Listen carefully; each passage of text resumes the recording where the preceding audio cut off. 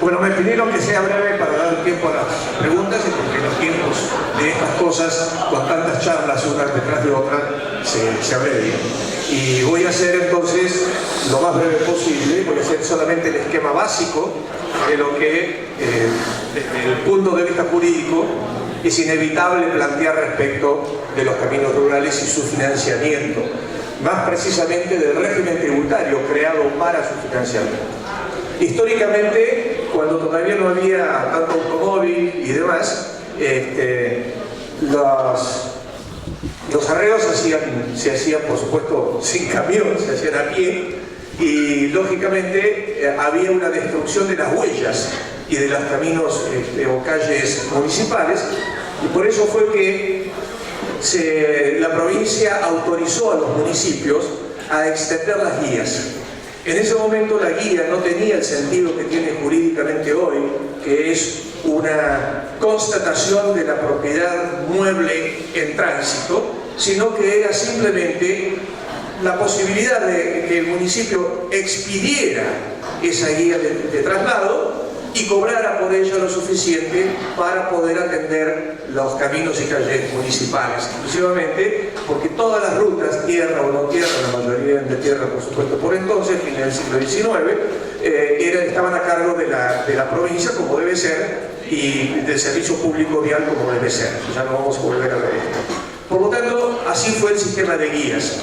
Cuando mucho tiempo después, con el desarrollo de la infraestructura diferente y de los hábitos y de la economía rural, vino una realidad distinta, se inventó en un momento dado lo que hoy conocemos como la tasa vial.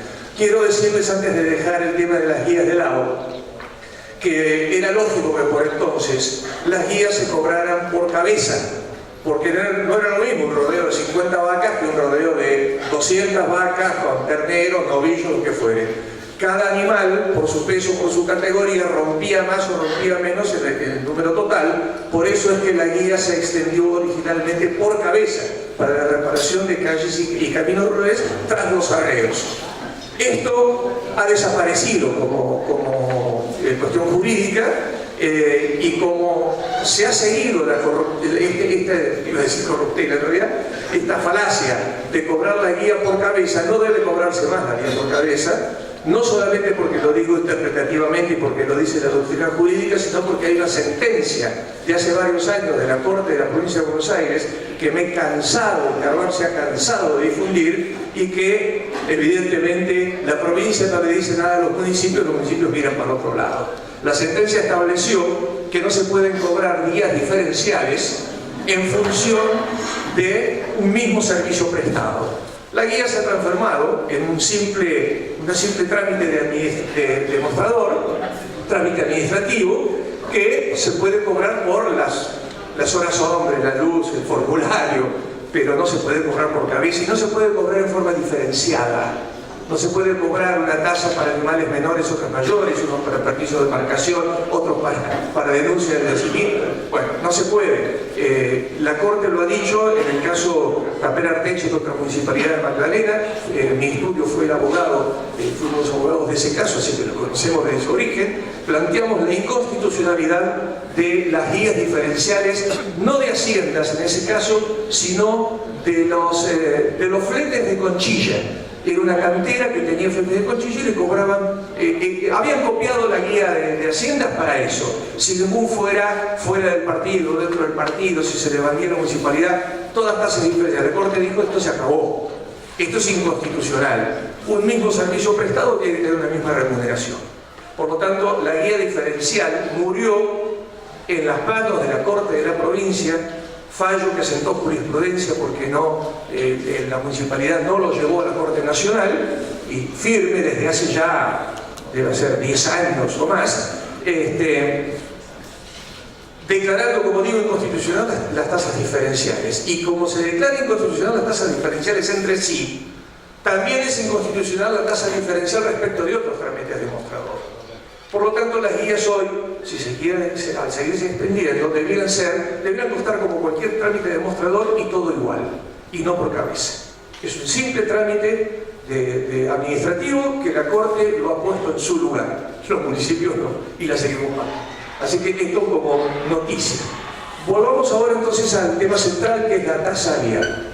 En un momento dado, un gobierno militar resolvió desprenderse de la atención de los caminos rurales de la provincia de Buenos Aires y transfirió a los municipios la atención de los caminos de tierra, aunque sean rutas provinciales, pero de tierra. Por lo tanto, los municipios dejaron de atender simplemente calles y caminos municipales y pasaron a atenderlos con el mismo servicio los caminos y rutas provinciales de tierra. Pero les pasó el financiamiento, les pasó por ley un financiamiento específico para la red que transmitía, y todavía creó otra ley más junto con esa, complementaria, y era que si algún municipio tenía la intención y tenía la voluntad política y tenía acuerdo de invertir de su bolsillo algo más en la red vial por encima de lo que la provincia le daba por lo que le había transferido, lo podía hacer, y cada vez que lo hacía, la provincia se comprometía a poner otro tanto.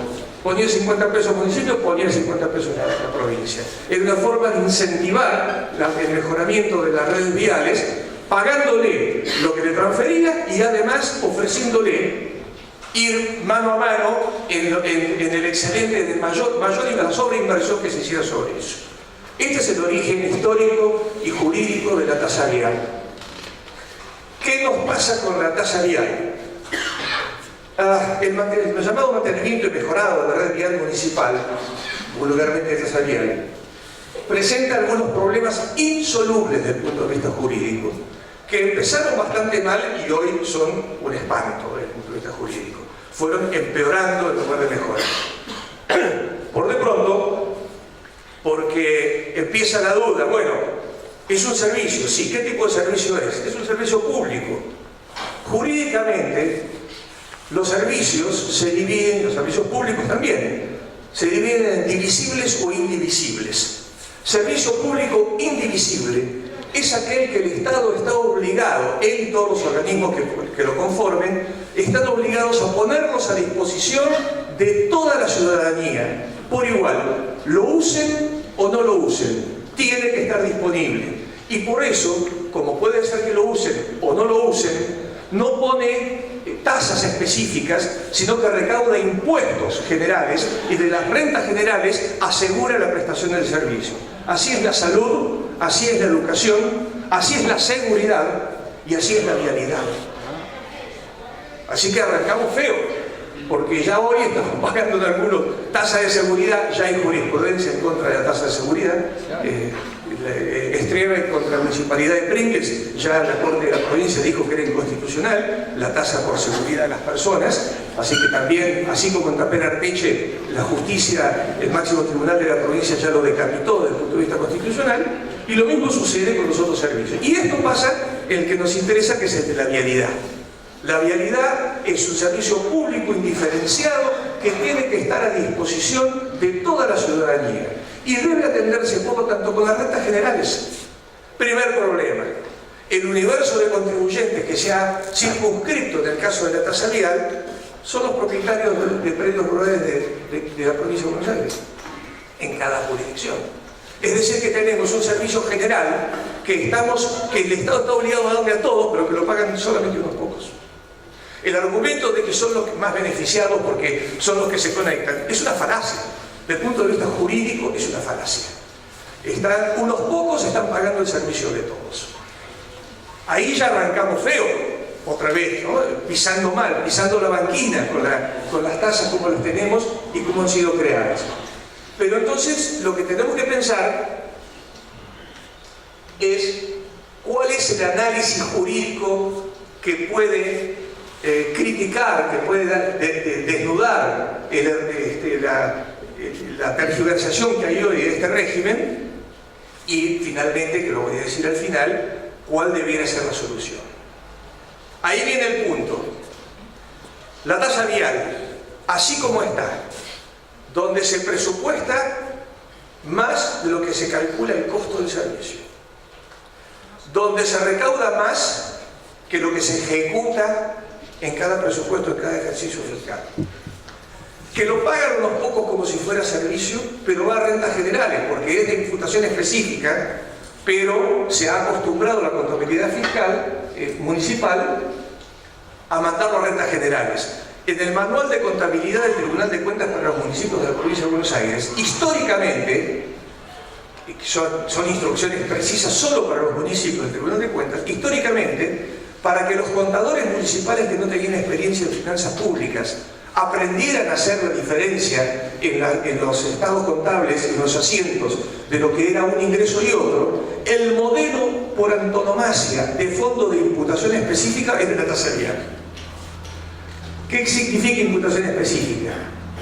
Que habiendo un presupuesto para la atención del servicio, tiene que primero ejecutarse el 100% de ese servicio, y si la recaudación supera ese costo, recién eso puede ir a rentas generales.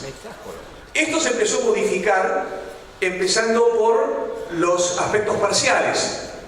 Se dijo, bueno, si bien el tributo es anual y debiera hacerse así como yo lo acabo de describir en la unidad jurídica constitucional de derecho tributario constitucional, no estoy dando opiniones personales, sino que estoy volcando doctrina sobre este tema. Si esto se hiciera así, claro, con una economía como la nuestra, inflacionaria y demás, empezó a convertirse todo lo que, también hicieron lo mismo con los impuestos provinciales, todo lo que eran pagos parciales, anticipos de impuestos anuales que vencen el último día de diciembre, el ejercicio constitucional en la provincia de Buenos Aires para la provincia y para los municipios es 1 de enero a 31 de diciembre. Hasta el 31 de diciembre no podría haber morosidad. Recién el que no pagó al 31 de diciembre un impuesto anual caería en mora y podría ser ejecutado. La desesperación de la recaudación y los procesos inflacionarios hicieron que de a poquito la justicia, que también vive del presupuesto estatal, empezara a decir, bueno, vamos a ablandar la cosa. Los pagos parciales tienen una entidad propia, de manera que si yo no pago la primera cuota, al día siguiente de la primera cuota soy deudor moroso de la primera cuota. Revirtiendo esto, tendríamos que tener el mismo derecho al revés. Cada cuota se convierte en un mini impuesto, en lugar de ser un simple anticipo de un impuesto anual a recaudar, a tener el número final en la cuenta de estado de resultados que tienen que presentar los municipios al final del ejercicio. Todo esto se tergiversó. Todo esto se tergiversó. Entonces, resulta que nos encontramos con características de esta tasa que no son las características de una tasa de servicios retributivos. Si le agregamos a esto que el Pacto Federal Fiscal, aquel en el cual se puso, ustedes recordarán el tema de la reivindicación histórica del Gran Buenos Aires y demás, eso fue un pacto que propuso, se llama derecho intrafederal, y ha sido denominado así y aprobado por la Corte Suprema de Justicia de la Nación en una doctrina uniforme que dice que aún hoy sigue vigente, porque la única forma de destruirlo era que las provincias que lo firmaron denunciaran ese pacto. La provincia de Buenos Aires no solamente lo firmó, sino que dictó 2 leyes haciéndolo legislación propia, porque es un tipo de legislación que la nación no le podía imponer. El derecho intrafederal es el de los acuerdos federales, los pactos federales, todo eso se llama en la Corte de derecho intrafederal, porque está adentro del país, entre los estados, incluido el Estado Nacional respecto de los estados provinciales que lo componen. ¿Me siguen bien hasta ahí? Bien. El análisis entonces que tenemos que hacer es tasa o es impuesto. Porque resulta que se llama tasa, la tasa vial, pero tiene todas las características del impuesto, tal como está funcionando. Y ahí empezamos con otros problemas muy graves. Si fuera un impuesto, y todavía no voy a hablar de lo de fondo, pero si fuera un impuesto, ¿cómo debiera cobrarse? Los impuestos se cobran en forma relativamente proporcional. Lo dice la Constitución de la Nación en el artículo 4. Todos los tributos que proporcionalmente establezca. El régimen de progresividad es una deformación de la proporcionalidad, pero la justicia ha aceptado que es un concepto parecido.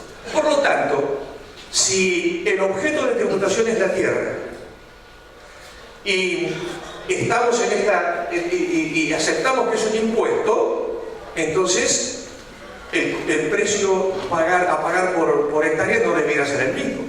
Debiera asimilarse mucho más al impuesto inmobiliario y tener la evaluación fiscal de la parcela, porque no es lo mismo una tierra, una hectárea de laguna que una hectárea que no es de laguna. Esto está comprendido del impuesto inmobiliario con todos los efectos que tiene. Está comprendido a través de la planilla 911, en la cual declaramos las distintas características y de la cual surge la aptitud productiva del campo en relación al valor de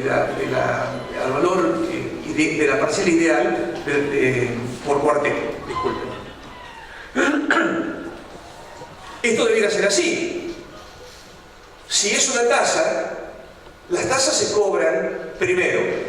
El margen es el costo. La posibilidad de recaudar más está implícita y lo ha aceptado la Corte en un fallo del año 1956. Mi padre era el presidente de esa Corte de Justicia de la provincia de Buenos Aires. Lo hicieron porque, bueno, otra vez el quebranto de las finanzas públicas municipales. Entonces dijeron, muy bien, los servicios que brinda a costo puede tener la posibilidad de una recaudación razonablemente mayor. Nunca le pusieron un número, dijeron razonablemente mayor. ¿Por qué? Y bueno, porque de algún modo cubrían con ese plus la posibilidad de una caída en la recaudación, y si no era así, ese excedente podía ir a rentas generales para asegurar o mejorar la estructura administrativa municipal general dentro de la cual estaba el servicio de vialidad municipal. ¿A qué se llamó razonablemente? La justicia nunca puso el número, pero sí lo pusieron todos los organismos técnicos de la provincia. Y durante años se entendió que el margen era el 20%, la quinta parte, parecido a las herencias. Uno puede decidir un quinto libremente y lo demás va a la legítima. Bueno, este mismo criterio tomó la Corte en ese momento y los organismos. La Corte no lo dijo en números, dijo razonablemente, los números los pusieron los organismos de la provincia de Buenos Aires. Especialmente, por entonces había una excelente subsecretaría de Asuntos Municipales dependiente del Ministerio de Gobierno, con gente de carrera de primera que hicieron todos los cálculos, todos los estudios y llegaron a esta conclusión. Hasta un quinto de la recaudación, hasta un 20% de la recaudación, podría recaudarse, presupuestarse y recaudarse por demás, por encima del costo del servicio. Esto también se rompió. Entonces, ¿en qué estamos? ¿Tasa o impuesto? Miren, no puede ser otra cosa que no sea un impuesto. Esto lo voy a decir al final. Pero en este caso, en el análisis de la tasa, es un impuesto. El Código de la Provincia de Buenos Aires, el Código Fiscal de la Provincia de Buenos Aires, permite cuestionar, incluso se lo permite a sí mismo. El fisco puede rectificar sus propios tributos sobre la base de lo que se ha llamado genéricamente la realidad económica. Cuando un tributo tiene un nombre, pero tiene una conformación y una aplicación y una funcionalidad diferente, puede demostrarse que no es lo que dice, sino que es otra cosa. Primer fallo en este sentido, no me estoy haciendo propaganda porque ya me jubilé de la matrícula, pero la verdad es que lo logré en los tribunales, en la Cámara de Apelaciones de Junín. La municipalidad demandada era General Pinto, de mi familia tiene campo, se llamó López contra la municipalidad de General Pinto, y ahí claramente dijeron, no, cuidado, esto que se disfraza de tasa no es tasa, es impuesto. Se trataba de una llamada libreta ganadera, era un censo obligatorio donde había que declarar las existencias 2 veces al año y pagar. Se lo destruyó. Por lo tanto, se puede plantear ante la justicia está aceptado y está en el propio código del fiscal de la provincia, el destruir con la realidad económica y funcional el carácter de tasa y demostrar que es un impuesto. ¿Qué pasa si es un impuesto? Y ahí tenemos dos problemas graves. No tenemos nosotros, lo tendrían que tener los municipios. Primer problema grave: la ley orgánica municipal no autoriza expresamente establecer impuestos. No lo prohíbe. Y acá empiezan las deformaciones interpretativas. Estamos en un país, muchachos y señores, que nos hemos acostumbrado a sacralizar los hechos políticos. Nos olvidamos de las reglas de juego básicas. Y las reglas de juego básicas es el sistema jurídico, mal que nos pese. Haciendo independencia de los bogas, de los cuervos, el sistema jurídico es básico. Y quien más lo debe respetar es el Estado y los organismos públicos. Tanto lo tiene que respetar que hay dos principios. Uno es el de la conducta, que es el de la ejemplaridad, que se ha perdido totalmente. Pero hay otro, mucho más duro, que es el de la legalidad. El principio de legalidad determina que el Estado, y acá meto a todos, los municipios no son estados, pero son organismos infraestatales del Estado provincial, por lo tanto les cae el sayo. El Estado no puede hacer nada que no le esté expresamente establecido, autorizado por ley. Es el principio de nuestra Constitución Nacional. Los particulares podemos hacer lo que queramos, salvo que la ley lo prohíba. La contrapartida de esos derechos individuales son las garantías constitucionales, la garantía de que el Estado no nos va a invadir. Y para que no nos invada y no tengamos que estar peleando en cada caso discutiendo, ha dicho: el Estado, para poder hacer algo, tiene que tener una ley que se lo permita.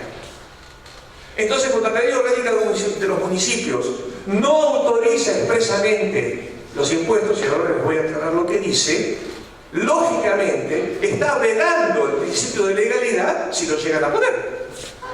Entonces, si la tasa no es tasa, sino que es un impuesto, resulta que como impuesto no puede subsistir.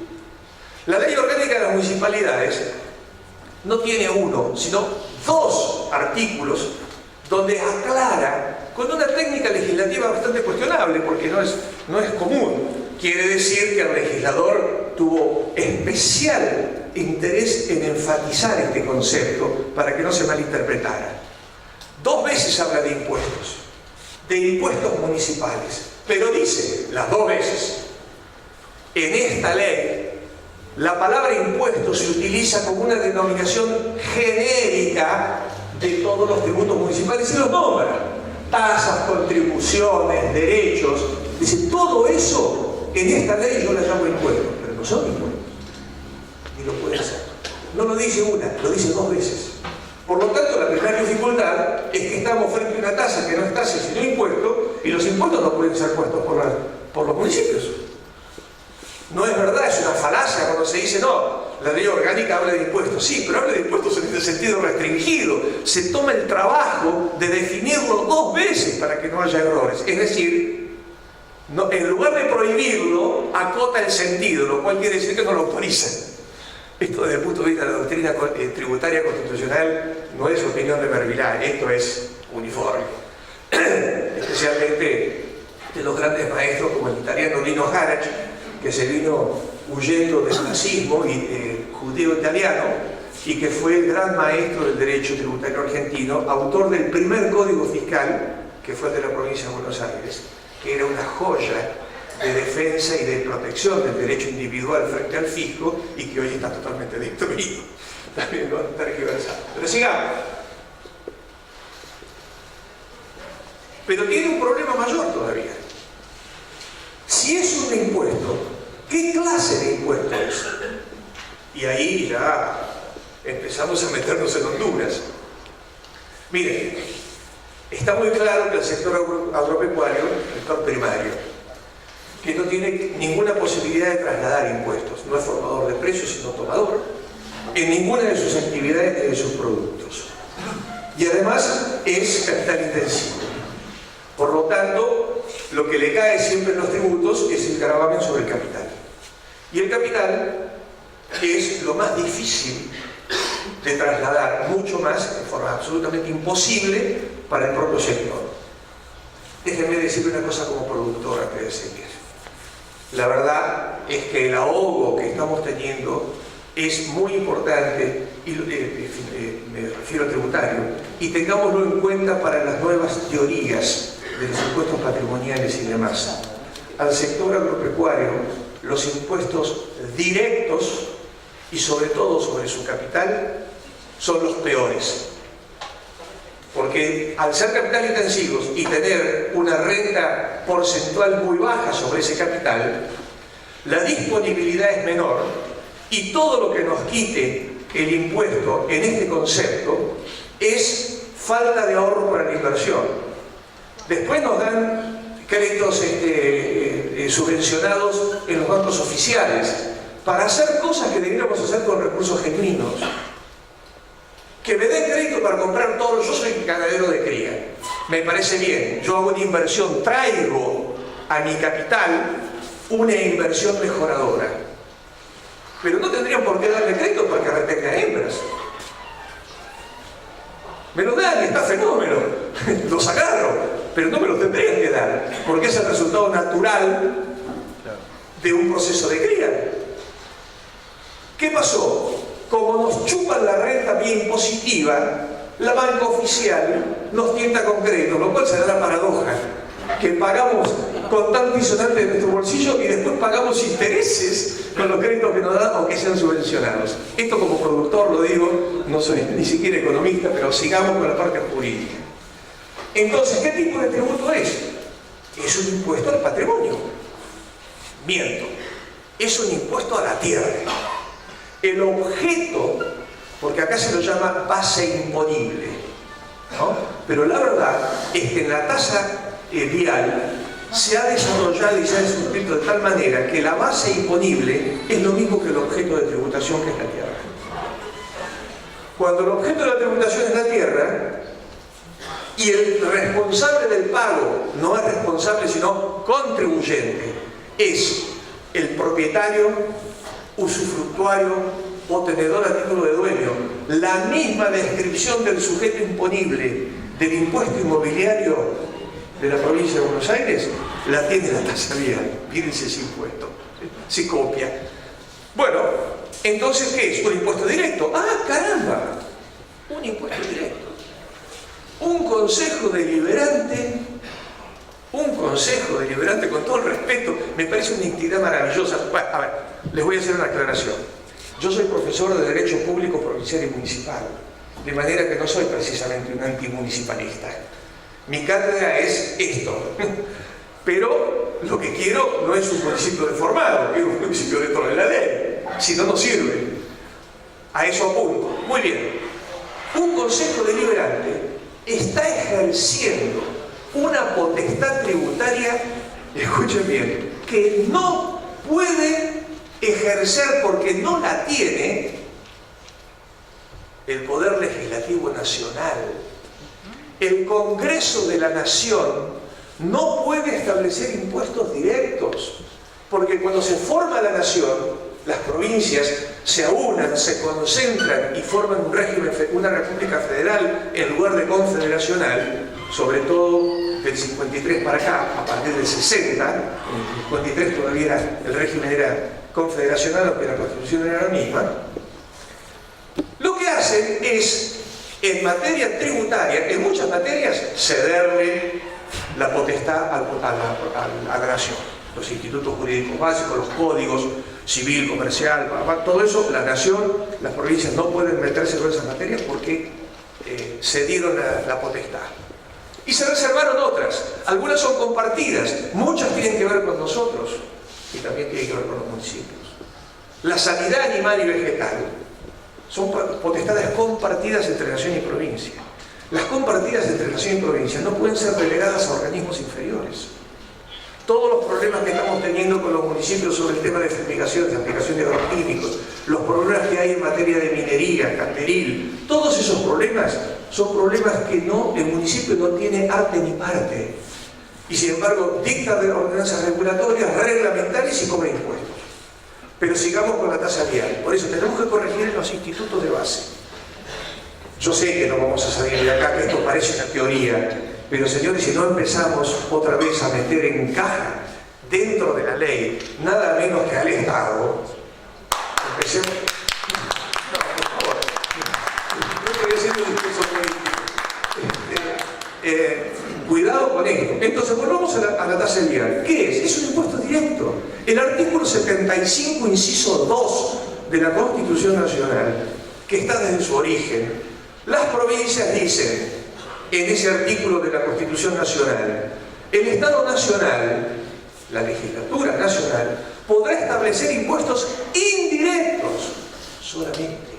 Y dice, directos solo en casos de emergencia de inseguridad nacional, de invasión extranjera, y en ese caso lo podrá hacer por tiempo determinado y en forma reglamentaria que no elimine los derechos individuales. Lo dice la Constitución Nacional. Y esto, olvídense, 5 minutos, listo. Voy terminando. Entonces, señores, estamos en la tasa vial frente a un impuesto y no una tasa, que además, por ser impuesto, la ley orgánica no le permite a los municipios establecer, y por la naturaleza del impuesto, y sería un absurdo tolerar que un consejo deliberante termine estableciendo tributos con potestades que no tiene ni la nación. Para cortar, hay muchísimo para decir, pero voy a respetar los tiempos religiosamente. ¿Cuál es la solución? Inmediata. Porque lleva todo muy lindo, mirá, me hizo el gusto, lo que dije, ¿cuál es la solución inmediata? La solución parcial y transitoria, y es muy aceptable frente a lo que es la experiencia generalizada del horror de las administraciones municipales en este terreno, en general, que me disculpen los intendentes en particular que lo hacen bien, pero son la extrema minoría. Yo he visto municipios que imputaban de la tasa vial a la vialidad el 4,35%. Adolfo Alsina en una época, modelo extraordinario, pegante. Yo fui el abogado de la fundación de Coronel Suárez cuando el intendente se la quitó. Yo sé los argumentos que fueron los verdaderos, que eran políticos, y cómo fueron cambiando los argumentos hasta que le cortaron la cabeza. Yo era el abogado de la Sociedad Rural de Suárez, de la fundación. Él se citó bien. Bien, todo tipo de administración donde participen los contribuyentes, no se olviden que somos contribuyentes de un impuesto que financia un servicio para todos. Y lo pagamos solamente nosotros. Bueno, lo menos que se puede es lograr formas de administración como los modelos que vemos acá, que son muy válidos, que son excelentes, que pueden ser perfeccionados, pero ustedes vieron los problemas burocráticos que tienen. ¿Por qué es esto? Por la falta de potestades originales del municipio. Porque el origen de los fondos no les permite el personal, las maquinarias, la contabilidad municipal. No se los permite. Entonces, luchan con una serie de burocracias fenomenales, pero son excelentes soluciones por ahora. Pero, otra vez el pero, no resuelven la cuestión de fondo, que es la ilegitimidad del tributo, y no resuelven la peor para nosotros, es la superposición de impuestos.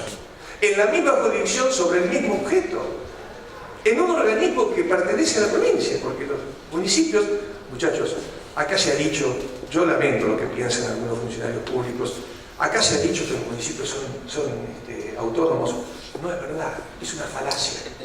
No han leído en voz alta la Constitución de la provincia de Buenos Aires reformada después de la nacional para adaptarla en la nacional donde se puso la palabra autonomía municipal, pero se la puso con tantas restricciones, artículo 123, que es menos que lo que podían hacer antes en el artículo 5. De manera que la autonomía no existe. No se ha animado ni la Corte actual de la provincia, que es una corte jurídicamente de lo peor que hemos tenido en muchos años y muy politizada, se animó a decir que tienen una especie de autonomía de segundo grado. esto no es autonomía. Autonomía es realmente poder tener la independencia del autogobierno, del autofinanciamiento, no tiene nada. Entonces, termino con ese núcleo duro. Todas las formas que hay en curso son buenas. Cuanto más participe el contribuyente en un tributo que él banca, mejor, más eficiente, más controlado va a ser. Pero no terminamos de resolver la cuestión de fondo. La superposición. Les cuento un caso, un cliente de estudio, un hombre que tiene 3 fracciones de campo. Un pedazo de 100 y pico de hectáreas por un lado, 200 y pico por otro, y una chacra de 50 hectáreas más cerca del pueblo, zona subrural. Ese tipo le fue bien, trabajó, se mató, no vive en el pueblo, no vive en una fracción, vive en la chacra, le queda cerca del pueblo y equidistante con las otras 2 fracciones. Ese tipo paga inmobiliario rural, paga complementario, porque tiene fracciones separadas y que paga complementario, paga tasa vial. A bien paga. Y sabe, sí, eso ya, también hay algunos. Paga la tasa vial. Y encima, pobre tipo, se le ocurrió, para hacer un salto de capital con algunos asociados, en la chacra de 50 hectáreas, hacer un barrio cerrado. Los municipios donde hay barrios cerrados están grabando a las parcelas de los planos de subdivisión no aprobados. El plano que todavía no fue aprobado por PH, la zona preexistencia de la parcela donata, este tipo está pagando inmobiliario por su casa en lo que dividió de esa chacra. Está pagando básico y complementario por todas las parcelas rurales y está pagando por un plano de subdivisión de lo que era una inversión urbanizante que está alentada, no desalentada, por la ley 8912 de ordenamiento territorial y uso de suelo. Díganme ustedes ese tipo de dónde saca, cómo hace para tener un ahorro y reinvertir. Y no es un caso de laboratorio, es un caso real. Nosotros, los que no tenemos barrios cerrados y cosas por el estilo, no nos hemos metido en esa, estamos bastante parecidos. La solución final, y acá termino, José, a mi juicio, esto es un proyecto que hice yo en el año 2002, que lo avaló Carvap en aquel momento, no la comprometo a Carvap ahora, porque fue otro momento, que se lo presenté por pedido de un periodista, se lo presenté al ministro de la Producción, en esa época Producción, Asuntos Agrarios estaba subsumido en Producción, que era Magnanini, un ex intendente de Juárez. Se lo presentó al gobernador, que era Solá. Solá se enamoró del proyecto, se lo pasó a su ministro Otero, y cuando quise acordarlo lo habían destrozado. ¿Saben qué es ese proyecto de Carvap, firmado por Perpiñán? Hoy la han sentido comprar 25 veces, la ley 13.010. La ley 13.010 se crea a partir de nuestro proyecto, donde en lugar del 100% de los recursos del inmobiliario rural a cada municipio le pasan el 50%. Y del 50% la mitad libre de disponibilidad para el intendente, porque necesitaba apoyo político del intendente. Y la otra mitad a vialidad. Es decir, que del 100% que era el proyecto, a vialidad a través de los municipios iba el 25% y sin ningún organismo de control. Ese 25 se fue tergiversando. Hoy la provincia se queda de esa coparticipación con el 65 en lugar del 50. Y los municipios, de las dos que tienen libre disponibilidad y vialidad, ¿cuál es la menor, muchachos? El 12,5. La diferencia del 12,5 al 35 se lo quedan los municipios como libre disponibilidad de nuestro inmobiliario rural. Yo creo que la solución doctrinaria en la cual tendríamos que trabajar, bueno, es mi propuesta, los papeles de estudio están hechos, los he dejado en Carvap, los he actualizado de aquel entonces a ahora, sería eliminar la tasa vial por una razón, porque es incorregible mientras sea sobre el mismo bien que tenemos. Hay que hacer un solo tributo, uno solo, específico para él. El inmobiliario rural a la provincia de Buenos Aires, en bruto, en teoría, le significa un poco menos del 1% de su presupuesto. 6.000 y pico de millones contra 600 y pico mil millones de presupuesto general. Es decir, que es insignificante. Pero además, hoy no lo está cobrando, cobra el 65% de esa recaudación. El resto se lo da a los municipios y nosotros no lo recibimos. Entonces, blanqueemos, digamos, bueno, muy bien, vamos a aceptar una cosa que no debiera ser, que unos pocos paguemos un servicio público de todos. Aceptémoslo. Ahora, con un solo tributo. Y el tributo me lo sanciona por ley la provincia de Buenos Aires. Y la administración, y con esto termino, tiene que ir a fondos fiduciarios locales, donde la comisión que haga todos los planes de trabajo sea una comisión con mayoría de los contribuyentes. No se olviden que la Constitución de la provincia de Buenos Aires estableció desde siempre la figura del mayor contribuyente, que se la ha tergiversado también por cuestiones políticas, porque ahora van con el color político que nos puso en la lista. Pero el mayor contribuyente, cuando tiene que aprobar o no los aumentos o los cambios o la creación de impuestos, lo dice la Constitución de la provincia de Buenos Aires, tiene un número igual a los concejales. Así que en el peor de los casos, aunque el presidente de la asamblea le votara en contra, si no le vota en contra, en el peor de los casos tienen derecho a veto. En la Constitución de la provincia nació la participación directa en el tema más de la comunidad local, en el tema más sensible, que es el de los tributos. Resulta que ha tergiversado la figura, nos olvidamos de eso y no le vamos a dar participación a los contribuyentes que estamos financiando un servicio público indiferenciado. Un solo tributo, ley, 100% del inmobiliario rural que tenga destino de imputación específica, que vaya a cada municipio el 100% de lo que se recauda de inmobiliario rural en esa jurisdicción municipal, administrado por un fondo fiduciario, un fideicomiso, integrado, según el proyecto que yo tengo elaborado, por 5 miembros, un representante de la provincia, porque los fondos vienen de la provincia, aunque los hayamos puesto nosotros, uno del municipio, por la administración local, y 3 de los contribuyentes. Gracias. Gracias, Juan Pedro. Tenemos varias preguntas.